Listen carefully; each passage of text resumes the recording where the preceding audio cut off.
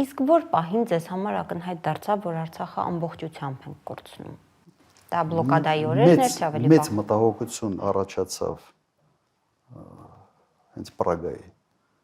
հայտարարությունից հետո, մեծ մտահոգություն, որովհետև հեռանկարները այնքան մշուշոտ էին։ Իսկ այն ժամանակ ես նաև արտահայտվեցի, որ դու չես կարող Ղարաբաղի հարցը գցել Ռուսաստանի գրպանը։ Չես կարող գցել, այդպես չի աշխատում։ Չի կարող այս հարցը ծանր հետևանքներ չունենա։ Իսկ երբ որ ճանապարհը փակեցին այսպես կոչված էկոլոգները եւ ինձ համար հասկանալի էր, որ սա արդեն խնդրեմ է, որ վերջը ճանապարհը փակվելու է ամբողջությամբ եւ Ադրբեջանը նաեւ օգտագործելով այն հանգամանքը, որ Ուկրաինայում սկսվել է պատերազմը եւ Ռուսաստանը ավելի է կենտրոնացած այն հարցի վրա, Ադրբեջանը այդ հանգամանքից եւս պետք է օգտվի եւ օգտվեց։ Մենք այդ առիթը չպիտի տայինք։ Նիկոլ Փաշինյանը մտածեց, որ այս ռուսները զորախումբ են տեղավորել խաղապահ։ Հիմա թող իրեն գնան ոնց ուզում են հարցը լուծեն, այսպես կոչված զբրոս նագրուսկի, այսինքն այդ բերից մի հատ ազատվեն։ Եվ հիմա խոստովանում է, չէ՞, հիմա ասում է ամեն ինչի մասին։ Որ դա մենք Ղարաբաղը տալով ձեռք ենք բերել Հայաստանի անկախությունը։ Այս ամեն ինչը զրույցի ամբողջ տրամաբանությունը հաշվի առնելով, ինչն է ձեզ պատճառը, որ Նիկոլ Փաշինյանին անգամ հիմա հաջողվում է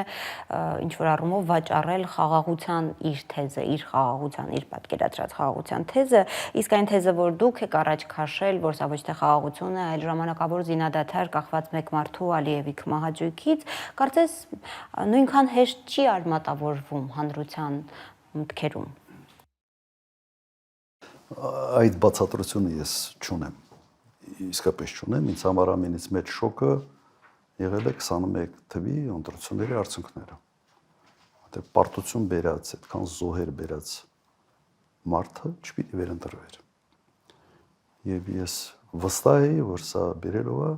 նոր ավելի ծանր հետևանքների եւ բերեց Արցախի ամբողջական կորուստի, նաև Հայաստանի տարածքի մի մասի օկուպացիայի։ Մենք փորձում ենք ինչ-որ բացատրություններ տալ եւ այդ բացատրությունների հիմքում այն շոկն է, որը մեր ժողովուրդը ապրել է պարտությունից։ 44 օր հաղթում ենք, հետո վերջում պարզվեց, որ լավ էլ պարտվել ենք։ Կարծում եմ, որ հիմա հանրության մոտ այնուամենայնիվ վերագնահատման բավական լուրջ process գնաց եւ հիմա մեր ժողովրդի մեծ մասը այլ կերպ է մտածում։ Նկատի ունեք Արցախի ամբողջական կորուստից հետո։ Եվ ամբողջական կորուստից հետո եւ այն ամենից հետո ինչ կատարվում է Հայաստանում, որովհետեւ նայեք իշխանության է եկել մի ուժ, որը տվել է խոստումներ շատ հաճելի լսելու համար, ձախողել է բոլորը անխտիր եւ չեմ կարծում, որ մեր ժողովուրդը չի կարող սա ոչ չտեսնել, համենայնդեպս մեր ժողովրդի մի զգալի մասը։ Հիմա ինչի են իրենք կենտրոնացել այդ խաղաղության օրակարգի վրա, պատճառը մեկն է։ Էլ ուրիշ ասելիք չկա։ Հիմա պետք է խաղաղության թեզը ֆետիշացնեն եւ ասեն մնացած երկրորդականը, հիմա մի քիչ էս կողմ են կողմ, բայց մենք միակ անուժն ենք, որը բերում է խաղաղություն։ Իդեպ դա ասում է մի մարդ, որը բերել է Հայաստանի համար ամենից սարսափելի պատերազմը, որի ժամանակ իշխանության գլխին լինելու ժամանակ մենք ունեցել ենք ամենից մեծ քանակի զոհեր եւ վիրավորներ,